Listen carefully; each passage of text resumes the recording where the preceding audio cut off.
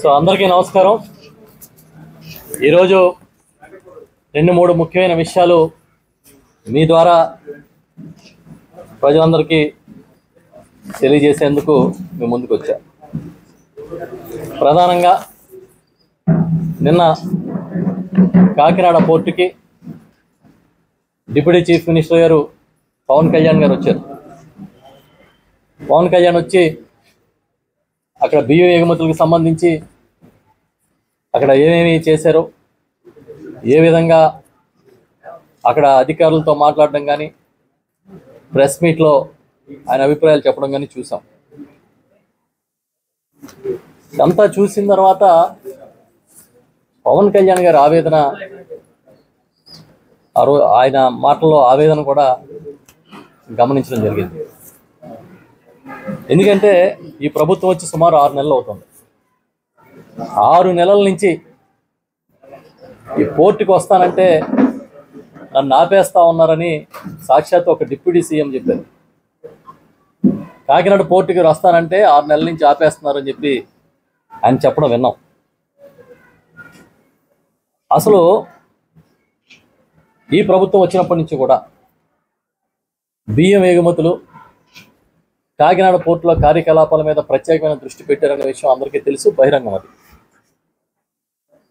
అధికారంలోకి వచ్చిన సుమారు 15 రోజులు 20 రోజులకే సివిల్ సప్లైస్ మినిస్టర్గా ఉన్న నాదెండ్ల మనోహర్ గారు రావడం, ఆయన ఈ బియ్యం నిల్వల మీద స్వయంగా దాడులు చేయడం, సుమారు 53,000 54,000 టన్నుల బియ్యాన్ని సీజ్ చేయడం జరిగినట్టుగా మేము కూడా వార్తల్లో చూసాం. దానిలో సుమారు 1,400 టన్నులు పీడిఎస్ రైస్, అంటే పేదలకు ఏదైతే రేషన్ కింద ఇస్తారో ఆ రైస్ కూడా అందులో ఉన్నాయి, అవి కూడా సీజ్ చేసామని చెప్పినట్టుగా కూడా చూడడం జరిగింది. తర్వాత మళ్ళీ అడపాదడపా పోర్టులో బియ్యం ఎగుమతుల్లో అక్రమాలు నిరోధించడానికి ప్రభుత్వం చర్యలు తీసుకుంటుందనేది వార్తల్లో చూస్తూ ఉన్నాం. దానిలో భాగంగానే సివిల్ సప్లైస్ కార్పొరేషన్ నుంచి, ఆ శాఖ నుంచి చెక్ పోస్టులు పెట్టారని, సీజ్ చేసిన బియ్యాన్ని కూడా సివిల్ సప్లైస్ ఆధ్వర్యంలోనే అక్కడ నిల్వ చేశారని ఇవన్నీ కూడా మేము చూస్తాం మీడియాలో. సడన్గా మళ్ళీ నిన్న ఒక 5-6 రోజుల నుంచి అనుకుంటా మళ్ళీ ఈ వార్తలన్నీ కూడా వస్తూ ఉన్నాయి. అందులో సివిల్ సప్లైస్ కార్పొరేషన్ చైర్మన్గా ఉన్న తోట సుధీర్ గారు కొన్ని లారీలు బియ్యం, అక్రమ బియ్యాన్ని, పీడిఎస్ బియ్యాన్ని పట్టుకున్నారని ఒక వార్తలు వచ్చినాయి. అవి కూడా తెలంగాణ నుంచి వస్తున్నాయని చెప్పినట్టుగా చూశాను. ఆ తర్వాత 4 రోజుల క్రితం అనుకుంటా, 5 రోజుల క్రితం జిల్లా కలెక్టర్ గారు షణ్మోహన్ గారు కూడా వెళ్ళి స్వయంగా ఆ షిప్, లోడ్ చేస్తున్న షిప్ని కూడా పరిశీలించి ఆయనే అక్కడ ఆ బియ్యాన్ని 640 టన్నులు రేషన్ బియ్యం ఉన్నట్టుగా సేకరించినట్టు కూడా చూసాం. చాలా ఆశ్చర్యం ఏంటంటే ఈ 640 టన్నుల బియ్యం civil supplies department already Nadendla Manohar గారి ఆధ్వర్యంలో, మంత్రి గారి ఆధ్వర్యంలో సీజ్ చేసిన బియ్యమే అని చెప్పారు. అది ఆశ్చర్యం. అంటే ఏంటి అర్థం? సివిల్ సప్లైస్ కార్పొరేషన్ అంటే ఈ రాష్ట్ర ప్రభుత్వం స్వాధీనం చేసుకున్న బియ్యాన్ని మళ్ళీ విడుదల చేస్తే, మళ్ళీ అదే బియ్యాన్ని విదేశాలకు ఎగుమతి చేసే అవకాశాన్ని కూడా ప్రభుత్వం కల్పించేందుకు మార్గాల్ని ఇచ్చింది అని కదా అర్థం. అంటే మెయిన్ ఇక్కడ మీరు అర్థం చేసుకోవాల్సింది ఏంటంటే, మన అందరం కూడా సీజ్ చేసిన బియ్యాన్ని బ్యాంక్ గ్యారంటీ ఇచ్చి రిలీజ్ చేసుకున్నారు అంటున్నారు. అంటే అర్థం ఏంటి? బ్యాంక్ గ్యారంటీ ఇచ్చి రిలీజ్ చేయడం అంటే ఒక నేరస్తుడిగో, ఒక అభియోగం ఉన్న వ్యక్తికో బెయిల్ ఇవ్వడం లాంటిది. ఒక నేరస్తుడిని, లేదంటే ఒక నేరారోపణ ఉన్న వ్యక్తికి బెయిల్ ఇస్తే ఏం చెప్తారు? షరతులు ఇస్తారు బెయిల్లో. ఇదిగో ఈయన రోజు వచ్చి పోలీస్ స్టేషన్లో సంతకం పెట్టాలనో, లేకపోతే ఈయన విదేశాలకు వెళ్ళకూడదనో షరతులు ఇస్తారు. అట్లాగే ఈ బియ్యాన్ని రిలీజ్ చేసినప్పుడు కూడా సివిల్ సప్లైస్ డిపార్ట్మెంట్ షరతులు పెట్టిందా అది నేను అడుగుతా ఉన్నా. పెడితే ఏ షరతులు విధించారు? ఇది అక్రమ బియ్యం, పేదలకు చెందిన బియ్యాన్ని ఎగుమతి చేస్తున్నారు అన్నప్పుడు మీరు బ్యాంక్ గ్యారంటీ ద్వారా రిలీజ్ చేస్తే ఆ రిలీజ్ చేసిన బియ్యాన్ని ఎక్కడికన్నా ఎక్స్పోర్ట్ చేయడానికి ఎలా అవకాశం ఉంటుంది? మీ దగ్గరే దొంగ సొత్తు దొరికినప్పుడు మీ దగ్గరే ఆపాలి కదా. ఎందుకు ఆపలేదు? ఆపకుండా అదే బియ్యాన్ని మళ్ళీ ఎక్స్పోర్ట్ చేస్తూ ఉంటే మళ్ళీ వెళ్ళి అక్కడ రైడ్ చేసి పట్టుకోవడం ఏంటి? అంటే ఎక్కడుంది? ఎవరి మధ్య ఈ అవగాహన ఒప్పందాలు ఉన్నాయి? అధికారులు ఏం చేస్తున్నారు? ఎక్కడ ఏ పోర్టులో లేని విధంగా మీరు అక్కడ 2 చెక్ పోస్టులు పెట్టారు. ఈ 2 చెక్ పోస్టులు కూడా సివిల్ సప్లైస్ డిపార్ట్మెంటే పెట్టింది. మరి ఈ చెక్ పోస్టులు దాటుకుని ఆ బియ్యం మళ్ళీ లోపలికి ఎలా వెళ్ళినాయి? అసలు గొడవల నుంచి రిలీజ్ చేసినప్పుడు దీనికి ఉన్న షరతులు ఏంటి? ఇవన్నీ మేము అడుగుతూ ఉన్నాం. అంటే పకడ్బందీగా సిస్టమ్ని రూపొందించకపోవడం వల్ల మళ్ళీ ఇది జరిగింది. ఇంకొక విచిత్రం ఏంటంటే, ఆశ్చర్యకరమైన విషయం, నేను చాలా ఆశ్చర్యపోయాను. డిప్యూటీ సీఎం గారు పవన్ కళ్యాణ్ గారు చెప్పారు, నేను వస్తానంటే నన్ను ఆఫీసర్ రానివ్వలేదు. ఇంకొక విషయం కూడా చెప్పారు, నేను షిప్లోకి వెళ్తానంటే నన్ను వెళ్ళనివ్వట్లేదు అని. ఆయన ఏం ప్రతిపక్షంలో లేరు. ఈ ప్రభుత్వం ఏమీ వేరే ప్రభుత్వం కాదు, Telugu Desam party, Janasena party, BJP party ఉమ్మడిగా ఏర్పాటు చేసుకున్న ప్రభుత్వం. ఒక డిప్యూటీ సీఎంని 6 నెలల నుంచి ఆపింది ఎవరు? షిప్లోకి వెళ్తానంటే అనుమతి ఇవ్వనిది ఎవరు? న్యాచురల్గా ఒక డిప్యూటీ సీఎంని ఆపాలంటే అంతకన్నా పై స్థాయి వాళ్ళే కదా ఆపాలి, కింద స్థాయి వాళ్ళు అయితే ఆపలేదు. ఎవరై ఉంటారని, ఎవరు ఆపుంటారని, ఎందుకు ఆపుంటారని ఈ ప్రశ్నలన్నీ ఇవాళ సామాన్యులు కూడా వస్తున్నాయి. తప్పు కదా పాపం. ఆయన దీన్ని నిగ్గు తేలుస్తానని చెప్పి ఆయన వస్తాయంటే అలా ఆపాలని ప్రయత్నం చేయడం అంటే ఈయనకన్నా పై స్థాయి వాళ్ళు ఆపుంటారనేది మనకు అర్థమవుతుంది. ఆ పై స్థాయి వాళ్ళు ఇలా చేయడం మాత్రం చాలా తప్పు. అనుమతించాలి కదా. ఇవాళ ఆయన వచ్చారు పాపం, ఆయన చెప్పారు, నేను ప్రెస్ మీట్లో కూడా చూశాను, ఆ షిప్పుల దగ్గరికి వెళ్ళనివ్వలేదు, చిన్న చిన్న డాగ్స్ కూడా వెళ్తూ ఉన్నాయి, మాది ఎందుకు అనుమతించలేదని ఆయన అడుగుతూ ఉన్నారు అధికారులని. రఫ్సీ నాకేం కొత్త కాదని కూడా చెప్పారు. మరి ఒక డిప్యూటీ సీఎంనే ఇలాగా అక్కడ పరిశీలనకు వస్తే ఆపితే మిగతా వాళ్ళ పరిస్థితి ఏంటి? ఇవన్నీ కదా ప్రశ్నలు వస్తూ ఉన్నాయి. ప్రధానంగా నేనేం అడుగుతా ఉన్నానంటే, ఇవాళ ఈ రాష్ట్రంలో ప్రధానంగా నడుస్తున్న పోర్టులు ఒక 5. ఒకటి విశాఖపట్నం పోర్ట్ ట్రస్ట్, కేంద్ర ప్రభుత్వం ఆధీనంలో నడుస్తుంది. 2 కాకినాడ యాంకరేజ్ పోర్టు, రాష్ట్ర ప్రభుత్వం ఆధీనంలో నడుస్తుంది. గంగవరం పోర్టు, కృష్ణపట్నం పోర్టు అదాని ఆధ్వర్యంలో నడుస్తున్నాయి. కాకినాడ సీ పోర్టు వేరే కంపెనీ, సీపోర్ట్స్ లిమిటెడ్ కంపెనీ ఆధ్వర్యంలో నడుస్తున్నాయి. ఇప్పుడు ఈ అక్రమాలు జరుగుతున్నాయి అనేదంతా కూడా రాష్ట్ర ప్రభుత్వ ఆధీనంలో జరుగుతున్న పోర్టులోనే. ఉన్న ఒక్క పోర్టుని రాష్ట్ర ప్రభుత్వం సక్రమంగా నిర్వహించలేకపోతుందా? ఇదో పెద్ద ప్రశ్న. ఇది ఉన్న ఒక్క పోర్టుని నిర్వహించలేకపోవడం ఏంటి? అక్కడ అక్రమాలు జరగకుండా ఆపలేకపోవడం ఏంటి? పవన్ కళ్యాణ్ గారు చాలా పెద్ద ప్రశ్న ఒకటి లేవనెత్తారు. అసలు ఈ దేశ భద్రతకే కాకినాడ ఓడరేవు నుంచి ముప్పు వాటిల్లుతుందేమో అని ఆందోళన ఉంది నాకు అని చెప్పారు. ఆర్డిఎక్స్ వస్తుందేమో, కసబ్ వస్తాడేమో, కసబ్ లాంటి ఉగ్రవాదులు వస్తారేమో అని. అసలు ఇది సాధ్యమా? వస్తే ఎవరు తప్పు? ఉగ్రవాదులు లాంటి వాళ్ళు కానీ, లేకపోతే ఆర్డిఎక్స్ లాంటి పేలుడు పదార్థాలు కానీ ఇక్కడికి వస్తే ఎవరిది తప్పు? రాష్ట్ర ప్రభుత్వం ఆధీనంలో నడుస్తున్న పోర్ట్లో నిజంగా అలాంటి కార్యకలాపాలని అడ్డుకోలేకపోతే ఎవరు తప్పు? రాష్ట్ర ప్రభుత్వందే కదా. అయితే మరొక విషయం ఏంటంటే, 2014 నుంచి భారతీయ జనతా పార్టీ ఆధీనంలోనే కేంద్ర ప్రభుత్వం నడుస్తుంది. దేశ భద్రతకు సంబంధించిన అన్ని అంశాలు కూడా కేంద్ర ప్రభుత్వమే చూస్తుంది. అది కాకుండా ఇక్కడ పోర్టులు ఉన్నాయనే ఉద్దేశంతో ఈ తీర ప్రాంతాల్లో గస్తీ కోసం కోస్ట్ గార్డ్ ఉంది. కోస్ట్ గార్డ్ కూడా పనిచేస్తుంది.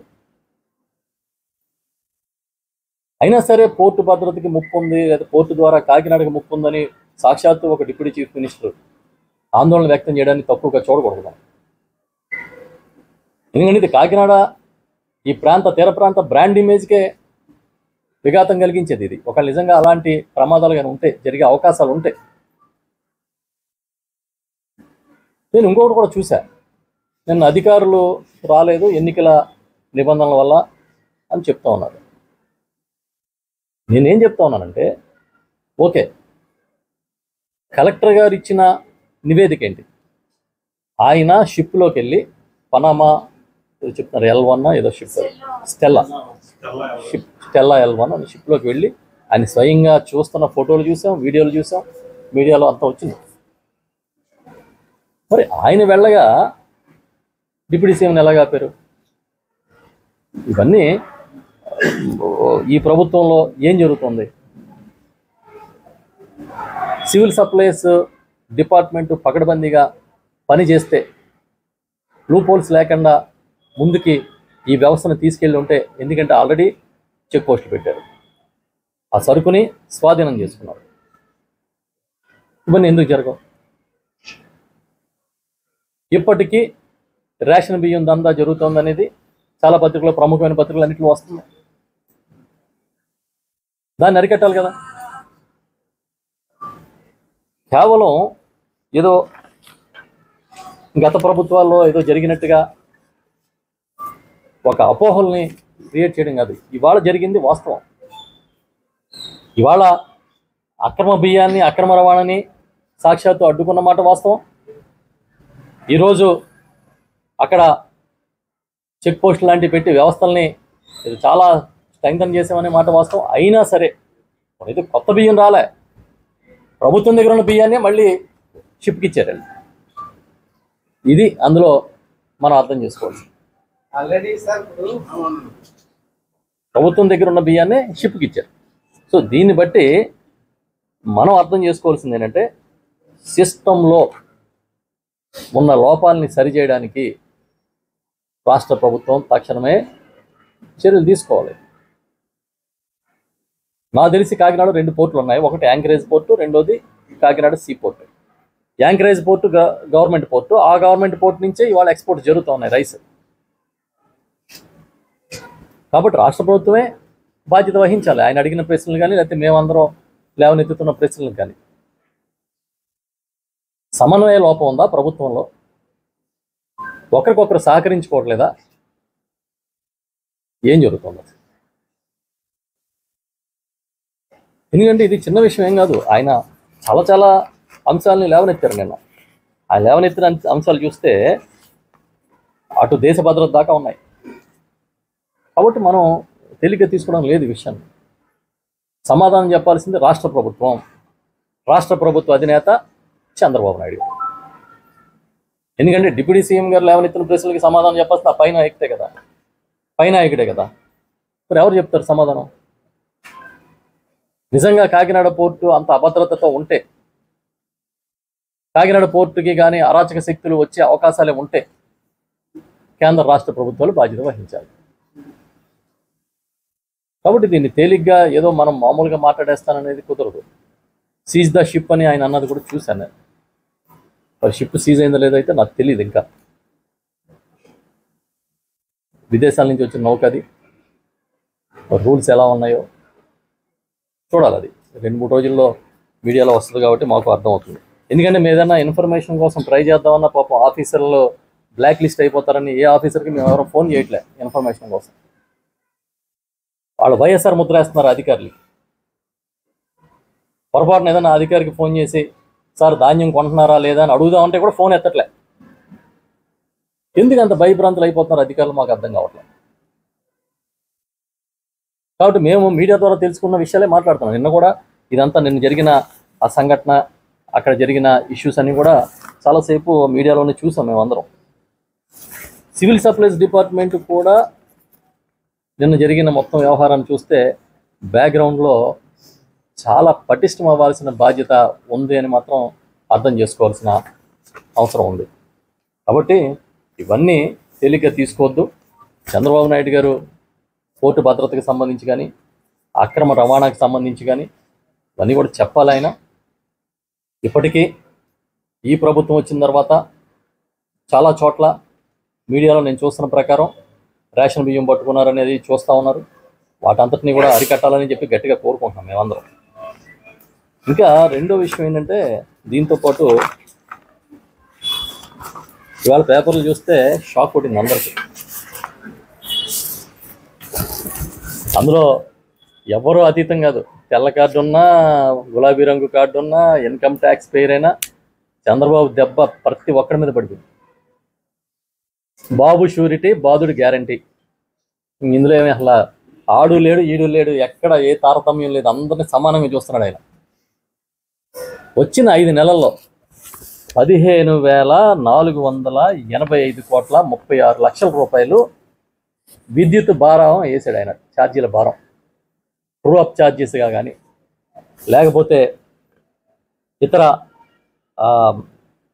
వడ్డనలు కానీ అన్నీ చూస్తే దాదాపుగా 15,500 కోట్లు 5 నెలల్లో. సంపద సృష్టిస్తాను అంటే, అయ్యో అధికారంలో ఉన్నప్పుడు మేము ఎమ్మెల్యేలుగా ఉన్నాం, మంత్రులుగా ఉన్నాం, ఈ సంపద సృష్టించడం మాకు చేత కాలేదని చాలాసార్లు మేము కూడా అనుకున్నాం. కానీ ఈ రకమైన సంపద అయితే జగన్మోహన్ రెడ్డి గారి ప్రభుత్వం ఎప్పటికీ సృష్టించదు, ప్రజల మీద భారం వేసి. ఏకంగా 15,000 కోట్లు చిల్లర. పైగా ఏం చెప్తున్నారు, జగన్ గారి వాళ్ళంట. అంటే ఇంక దేనికైనా ఏదో అన్నిటికీ జెండు తిలాస్మిత్ అన్నట్టుగా మొత్తం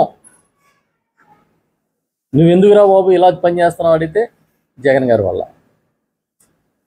ఇంక అన్నిటికీ ఆయనే. పాపం నిన్న ఆయన చెప్పారు, డిప్యూటీ సీఎం గారు చాలా ఆవేదనతో, ఫీజు రింబర్స్మెంట్ అని డబ్బులు లేవు, గోత్రు పొడ్చడానికి డబ్బులు లేవు అని. ఇవాళ చూస్తే తెల్లారి చూస్తే ఇగో విద్యుత్ ఛార్జీలు ఫుల్ బాధేశాడు చంద్రబాబు గారు.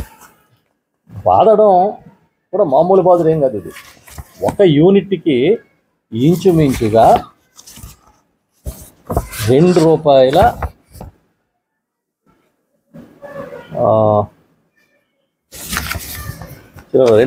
ఎంత వేసాడంటే, ఒక్క నిమిషం నా దగ్గర ఉంది డేటా. ఒక యూనిట్కి ₹2.19. ఒక్క యూనిట్కి ₹2.19 అదనపు భారాన్ని చంద్రబాబు నాయుడు గారు మోపారు. అంటే ₹1,000 బిల్లు వచ్చేవాడు 2,000 కట్టాల్సి వస్తుంది రేపు నుంచి. పైగా ఒక్కసారి ఫ్లాష్ బ్యాక్కి వెళ్తే 2020లో మొదలెట్టాడు ఈయన. జగన్మోహన్ రెడ్డి గారు విద్యుత్ ఛార్జీలు పెంచేస్తున్నాడు, ఇతనికి పరిపాలన చేత కావట్లేదు, నేనున్నప్పుడు ఒక్కసారి కూడా పెంచలేదు, ఈ టైప్ కథలన్నీ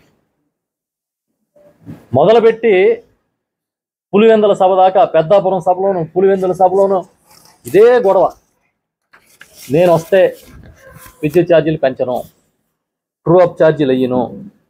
ఒక్కసారి 2 సార్లు ఎన్నిసార్లు చెప్పాడు అనుకుంటున్నారు? ఎక్కడెక్కడ చెప్పాడు కూడా తెచ్చాం వివరాలు. కడపలో చెప్పాడు, 2020 టీడీపీ మహానాడులో చెప్పాడు ఆయన, ఆగస్టు 2022 కార్యకర్తలతో పెట్టిన టెలికాన్ఫరెన్స్లో చెప్పాడు, 2023 ఫిబ్రవరిలో పెద్దాపురం సభలో చెప్పాడు, పులివెందుల్లో 2023 ఆగస్టులో చెప్పాడు. ఇలా చూసుకుంటే ఇది పర్మనెంట్ స్టేట్మెంట్ ఆయనకి. చంద్రబాబు నాయుడు గారి పర్మనెంట్ స్టేట్మెంట్లో ఒకటేంటంటే, నేను వస్తే విద్యుత్ ఛార్జీలు పెంచను, వీలైతే తగ్గిస్తాను, జగన్మోహన్ రెడ్డి గారు వచ్చినప్పటి నుంచి విద్యుత్ ఛార్జీలు పెంచేశాడు అని ఇలా మాట్లాడుతూ ఉండేవాడు. 5 నెలలు అవలే, 5 ఏళ్ళు చెప్పిందే చెప్పి 5 నెలల్లో మాట మార్చాడు. ఛార్జీలు అమాంతంగా పెంచేశాడు. చాలా ఆశ్చర్యం. ఆయన అదృష్టం ఏంటంటే ఆయనకి మద్దతు ఇచ్చే మీడియా ఉండడం. అసలు ఆయన నిజంగా అదృష్టం చేసుకుని పుట్టాడు ఆంధ్రప్రదేశ్లో. నిజంగా ఇప్పుడు ఆయన ఈ మీడియా కానీ మొయ్యకపోతే ఆయన వైఫల్యాలకి ప్రజలు అసలు ఏం చేయాలో అర్థం కానంత అయోమయంలో పోదురు. భయంకరమైన ప్రచారం. అసలు ఈయనంత మేధావి లేడంటారు, ఈయనంత దార్శనికుడు లేడంటున్నారు, ఈయనంత గొప్ప నాయకుడు లేడంటారు. మరి ఇలాంటి అబద్ధాలు ఆడొచ్చా? 5 ఏళ్ళు విద్యుత్ ఛార్జీలు పెంచనని చెప్పినప్పుడు 5 నెలల్లోనే పెంచేయచ్చా? చంద్రబాబు నాయుడు గారికి ఏంటంటే నేను ఏం చెప్పినా చెల్లుబాటు అవుతుందనే ఒక గొప్ప నమ్మకం. 2014 నాటికి, అంటే చంద్రబాబు నాయుడు గారు అధికారంలోకి వచ్చే నాటికి మొత్తం మన డిస్కమ్స్ అన్నిటికీ కలిపి, అంటే విద్యుత్ పంపిణీ సంస్థలకి 29,000 కోట్ల రూపాయలు బకాయిలు ఉన్నాయి, అప్పులు ఉన్నాయి. ఆయన దిగిపోయే నాటికి 2019కి జస్ట్ 86,000 కోట్లు అయినాయి. ఇది ఆయన దార్శనికత, ఇది ఆయన పనితనం. ఆయన ఇప్పుడు మనకేం చెప్తాడంటే జగన్ గారు ఈ సెక్టార్ని దెబ్బతీశారని చెప్తారు. ఈ రాష్ట్రాన్ని విద్యుత్ సంస్థలను అప్పుల్లోకి తోసేశారని చెప్తారు. చెల్లుబాటు అవుతుందని ముందే చెప్పినట్టుగా ఆయనకి మద్దతు ఇచ్చే మీడియా ఉండడం ఇవాళ ఆయన అదృష్టం. ఎక్కడ 29,000 కోట్లు, ఎక్కడ 86,000 కోట్లు 5 ఏళ్ల కాలంలో. ఆయన విద్యుత్ సంస్కరణల గురించి, విద్యుత్ రంగాన్ని అద్భుతంగా ఆయన బాగు చేసిన తీరు గురించి మాట్లాడుతూ ఉంటే మనం వింటూ ఉండాలి. ఏ రంగం తీసుకోండి, ఏ మాట తీసుకోండి, ఇవాళ ఎవరో చెప్తా ఉన్నారు, ఈమె పురంధేశ్వరి గారు కూడా మాట్లాడారు.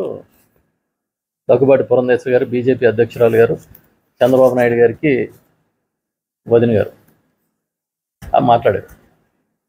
దేంట్లో ఈ అదాని విద్యుత్ ఒప్పందాలకు సంబంధించి ఆమె ఏమంటున్నారంటే జగన్ గారికి తెలియకుండా జరుగుతుందా ఇవన్నీ అని అంటారు.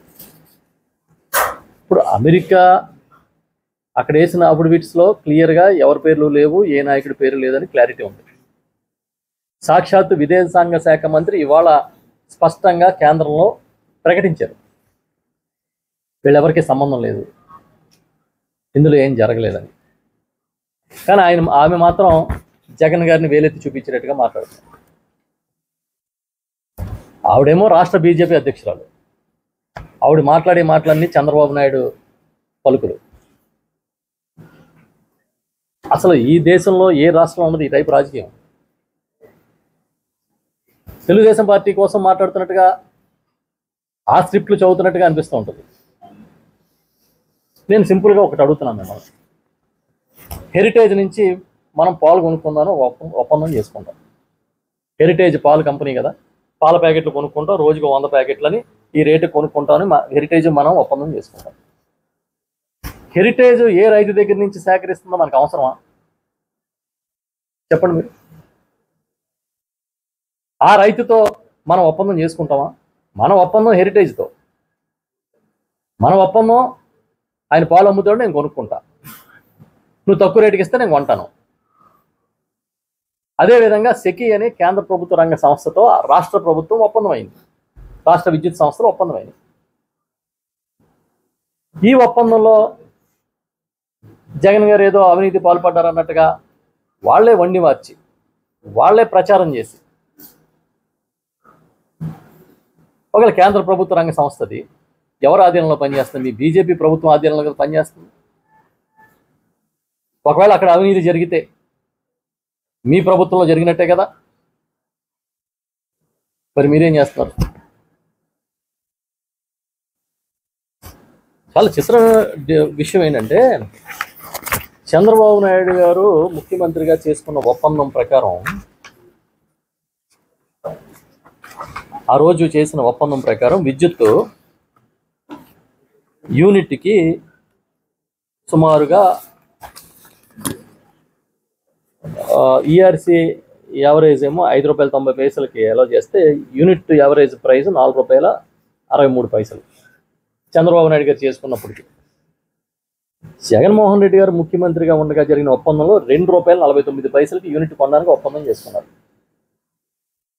అంటే ₹4.63 ఒప్పందం చేసుకుంటే అవినీతి జరుగుతుందా? ₹2.49 జరిగితే అవినీతి జరుగుతుందా? ఎవరైనా ధర పెరిగితే కదా, అప్పుడున్న ధర కన్నా ఎక్కువ ఇస్తే కదా అవినీతి జరిగిందండి. తక్కువ ధరకి జగన్ గారు కొంటే అది అవినీతి అవినీతి అంటారు.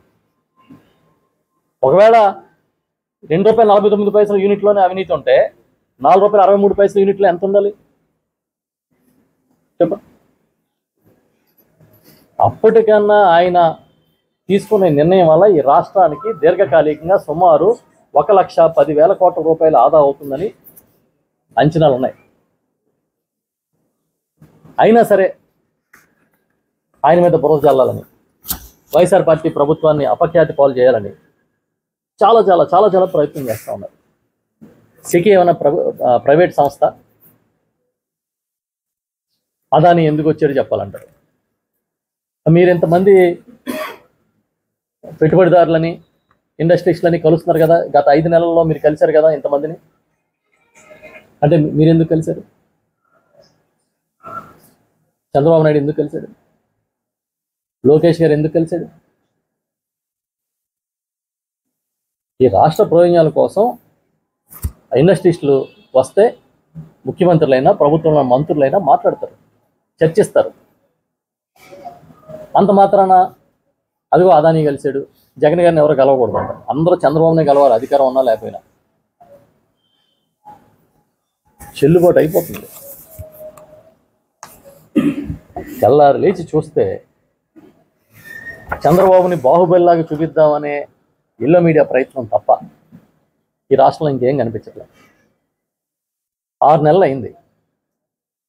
ఇది చేసాం మేము ఈ జనం కోసం చెప్పమని. ఈ రాష్ట్ర ప్రయోజనాలకి ఈ పథకాన్ని చెప్పిన ప్రకారం ఇచ్చాం మేము, ఇదిగో ఈ కుటుంబాన్ని ఆదుకున్నాం అని చెప్పమని. ఇదిగో ఈ ప్రాజెక్ట్ని టేకప్ చేసి యుద్ధ ప్రాతిపదికన మొదలుపెట్టామని చెప్పమనండి. గోతులు పోడ్చడానికే, రోడ్ల మీద గోతులు పోడ్చడానికే ముఖ్యమంత్రి శంకుస్థాపన చేసి అదొక విజయంలాగా చెప్తా ఉన్నారు. మేము ఏం చెప్తా ఉన్నాం అంటే, ఇంక చాలు, ఇలాంటి ఎంతకాలం నమ్ముతారు జనం? ప్రతిదీ సెన్సేషన్ చేయడం. ఒకసారి కొంతకాలం లడ్డూతో నడిపారు, కొంతకాలం అదానీతో నడిపారు, ఇంకో కొంతకాలం ఇంకోటి దాంతో నడుపుతారు.